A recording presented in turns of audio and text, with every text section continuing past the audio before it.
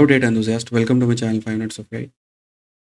ये एक गलती है ना जो हम जाने अनजाने में 10-12 ग्रेजुएशन में कर देते हैं। गलती बोलो या नेग्लिजेंस बोलो या सिस्टम की खराबी बोलो, बट ये गलती हम पे इतनी भारी पड़ती है ना, इतनी भारी पड़ती है कि पूरी करियर, चाहे जॉब हो, हायर एजुकेशन हो, प्रमोशंस हो, स्विच करना हो, इसमें ये बहुत दिक्कत देती है। और अभी तक तो आपको पता चल गया होगा कि वो गलती क्या है। Scoring below 60% in your education career, academics career. समझे ना? ये गलती हम जाने अनजाने में कर देते हैं और उसके वजह से पूरी ज़िंदगी झेलते हैं। जब तक जॉब कर रहे हैं, हायर स्टडीज़ में जाओगे या कहीं भी जाओगे, कहीं न किसी तरीके से कभी न कभी वो आ ही जाता है कि भैया आपने 60 से कम लाया। तो इस वीडियो को मैंने 2 पार्ट में डिवाइड किया। तो पहला पार्ट में मैं आपको ये बताने जा रहा हूँ कि बिलो 60 लाने से आपकी लाइफ में क्या-क्या इश्यूज़ आ सकते हैं। और दूसरे पार्ट में मैं ये बताऊँगा कि कैसे कोप अप करना है। ले तो आए हो, अब तो कुछ नहीं कर सकते हो, ग्रेजुएशन तक पहुँच चुके हो, अब वापस तो जाके ठीक नहीं कर सकते।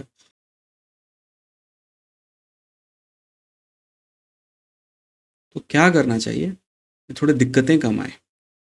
तो चलो सबसे पहले स्टार्ट करते हैं कि सपोज़ आपने 60% 10-12 या ग्रेजुएशन में ले आए। तो पता है उसका सबसे पहला क्या होगा कि आप 65 से 75% ऑफ द कंपनीज़ में एलिजिबल ही नहीं रहोगे। समझे? वो कंपनीज़ टीसीएस, एक्सेंचर, डेलॉयट और भी थोड़े प्रोडक्ट बेस्ड कंपनीज़, इसमें आप एलिजिबल नहीं रहोगे क्योंकि उनका एक बेयर मिनिमम कट ऑफ होता है 60 and above through out the academic career. आप तो लाए नहीं।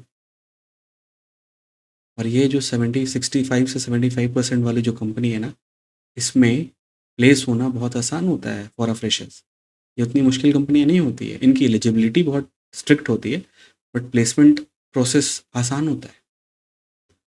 तो आपने एक बहुत ईज़ी रास्ता ऑलरेडी अपना बंद करवा दिया है। पहला मुश्किल तो ये शुरू हो जाता है। पॉइंट्स पे कुछ लोग मेरे से डिसएग्री करेंगे कि आपका जो मार्क्स होता है ना, आपके प्रमोशंस हो गए या स्विच करने में भी बहुत हेल्प करता है।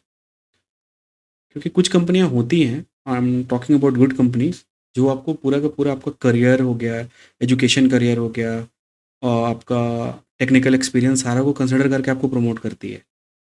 ठीक है? और स्विच में भी ना, मान लो मेरे पास 2 रिज़्यूमे आता है। ठीक है? एक रिज़्यूमे, दोनों रिज़्यूमे ऑलमोस्ट सेम है। बस दोनों का एकेडमिक्स करियर जो है ना, बहुत डिफरेंस है। एक ने 45, 55 ऐसे करके मार्क्स स्कोर किए हुए हैं, दूसरे का 90-90 है। तो आप ही बताओ ना, किसको फेवर करोगे आप? ऑटोमेटिक आपका वो उस साइड बायस्ड हो जाओगे, जिसने अच्छे मार्क्स लाए हैं, एकेडमिक करियर जिसका अच्छा है। मैंने 2 बंदे का इंटरव्यू लिया, एक्स वाई का। दोनों ऑलमोस्ट सिमिलर मतलब रिजल्ट है। मेरे को जब देखा कि हाँ, दोनों ने सिमिलर परफॉर्म किया इंटरव्यू में, तो अब टाई कैसे ब्रेक करूँ मैं दोनों का एकेडमिक्स देख लूँगा। देखूँ, अरे भाई, एक्स के तो काफ़ी पुअर परफॉर्मेंस रहा है 10-12 ग्रेजुएशन में।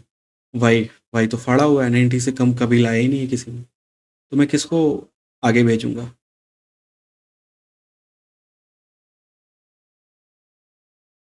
और ना, एक कॉम्प्रोमाइज़ करके एक वर्ड है जो आपको हमेशा फेस करना पड़ेगा। कॉम्प्रोमाइज़ क्या करना पड़ेगा आपको? कि मान लो एक स्टार्टअप आती है, जो टॉपर्स हैं उनको 8 का पैकेज देती है, ठीक है? आपको बोले कि मैं 3 का दूँगा। आप बोलोगे कि नहीं, मेरे को 8 का दो, वो बोलेगा आपका बिलो 60 है, आपके फ्रेंड का तो ओवरऑल 80-90 रहा है। फिर बोलोगे नहीं, नहीं मुझे भी दो, बोला ठीक है, आपको मैं नहीं लूँगा। वही एक कंपनी है जो आप में इंटरेस्ट दिखाई आपको हायर कर रही है, अब क्या करोगे? आप हाँ बोल दोगे लास्ट में, ठीक है ले लो यार, 3 लाख ही दो। फिर बोलेगा कि 2 साल का बॉन्ड है, अब 2 साल से पहले रिज़ाइन नहीं कर सकते हो, रिज़ाइन करे तो 5 लाख देना पड़ेगा हमें। आप बोलोगे ठीक है, आपके फ्रेंड का तो बॉन्ड ही नहीं था। ये स्टार्टअप्स करते हैं क्योंकि उनका कोई स्ट्रक्चर नहीं होता है पैकेज का। वो जो एमएनसीज होती है ना, उनका एक स्ट्रक्चर होता है, वो सबको एक ही ब्लैंकेट में कवर करते हैं। ये नहीं करते हैं, इनका कुछ भी होगा, वहाँ जाके जाने कई बंदे हैं ना, वो जाके उनका पैकेज घटा दिया है।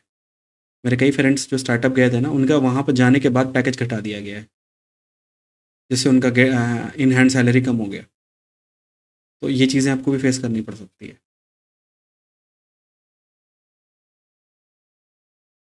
जो लोग भी ये वीडियो देख रहे हो ना, आप में से कुछ लोग तो बीटेक कर रहे होगे या बीटेक कंप्लीट कर लिए हो, ग्रेजुएशन कंप्लीट कर लिए हो। तो अपने आसपास जो भी बच्चे हैं, चाहे आपके भाई-बहन हो, कज़न हो, फ्रेंड का भाई हो या नेबर हो, उन तक ये बात ज़रूर पहुँचाना कि मार्क्स लाना बहुत इम्पोर्टेंट है।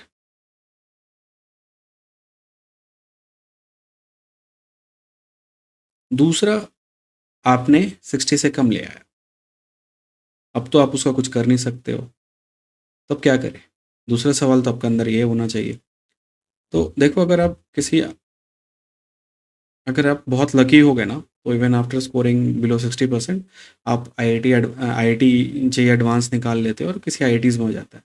तो आपको उतना टेंशन नहीं होगा, या कोई टियर 1 कॉलेजेस, एनआईटीज़ में इस सब में एडमिशन अगर आपका होता है ना, तो आपको उतना टेंशन नहीं होगा। मान लो आप टियर 2 कॉलेज में एडमिशन लेते हो, तो जैसे कॉलेज का फर्स्ट डे है ना, वैसे ही आप गूगल लेवल का प्रिपरेशन स्टार्ट कर दो।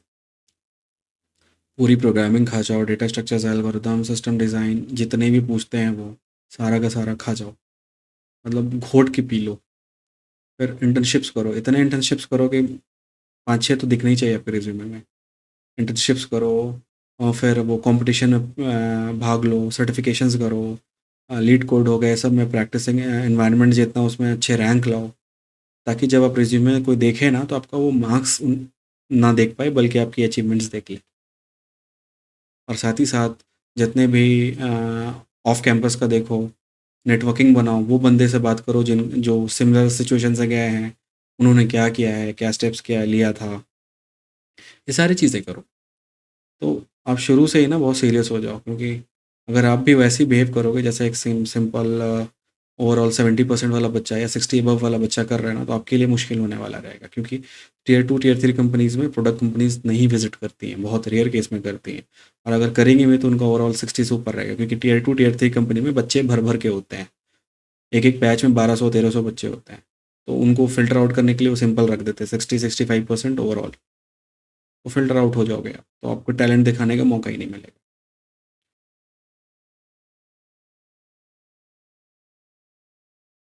और एक और चीज़ बोलना चाहता हूँ ना मैं, कि बेयर मिनिमम इस वीडियो से ये नहीं है ना कि मैं आपको बोल रहा हूँ कि बेयर मिनिमम ही 60% ही लाओ। क्योंकि मेरे साथ एक सिनेरियो हुआ था ना, मैं ओवरऑल 70 प्लस हूँ, ठीक है? प्लेसमेंट के टाइम ना एसआरआई, सैमसंग रिसर्च इंस्टीट्यूट आ रही थी। ये मेरी ड्रीम कंपनी थी, मैं इसमें जाना चाहता था। तो 7.5 कट ऑफ रखते थे उस टाइम वो। तो मैंने 7.88 रखा हुआ था अपना पॉइंटर्स। वो आई, उसने से 8.2 रख दिया उस साल। मैं बाहर। मैंने साल भर तक प्रिपरेशन किया था, बट मैं उसके रिटर्न तक मैं नहीं बैठ पाया। वो सारे 8.2 वाले जो अबव थे ना, उसको उठा के ले गई। उनको इंटर्नशिप दिया और कई बंदों का कन्वर्ट भी हो गया ऑफर। तो एक लॉस था, इवन दो मैंने 60 से ऊपर रखा था पूरे करियर में, बट ये लॉस था। क्यों? क्योंकि मुझे 85 से ऊपर रखना था। अगर मैं 85 से ऊपर रखा था, 8.5 पॉइंटर मेंटेन करता 85% थ्रू आउट माई करियर, तो शायद मेरा लाइफ थोड़ा और स्मूथ होता। सेम चीज़ मेरे भाई के साथ होता, तो उसने बिट्स प्लान ही निकाल लिया था, बट उसका पीसीएम में 70 या 75% से कुछ क्राइटेरिया रखता है, उससे कम हो गया था। उसका नहीं हुआ, बिट्स प्लान ही निकाला था उसने। खुद में एक अचीवमेंट है। सोच रहे हो ना कैसा लगा होगा उसको उस टाइम। तो मार्क्स बहुत इंपॉर्टेंट रोल प्ले करता है भाई आपके लाइफ में, आगे भी जाके कई जगह पे। आईएम्स हो गए, ये सब हो गए ना, ये भी आपको सिलेक्शन में मार्क्स कंसिडर करते हैं, एसबी भी करती है। बिट्स पिलानी हो गए, ट्रिपल आईटी हैदराबाद हो गए, टॉपर्स को ले लेते हैं डायरेक्टली। स्टेट टॉपर हो आप, आ जाओ, एडमिशन ले लो आके। तो ये सारे मार्क्स का ही खेल है ना। तो अगर मैं यही बोलना चाहता हूँ कि ये वीडियो हर एक उन बच्चों को पहुँचाओ कि जो अभी तैयारी कर रहे हैं 10-12 ग्रेजुएशन की, ताकि वो ये गलती ना करें और बाकी पूरी लाइफ में आराम से गुजारें, ना कि परेशान रहें कि मेरा प्लेसमेंट होगा कि नहीं होगा and all things. That's all, thank you.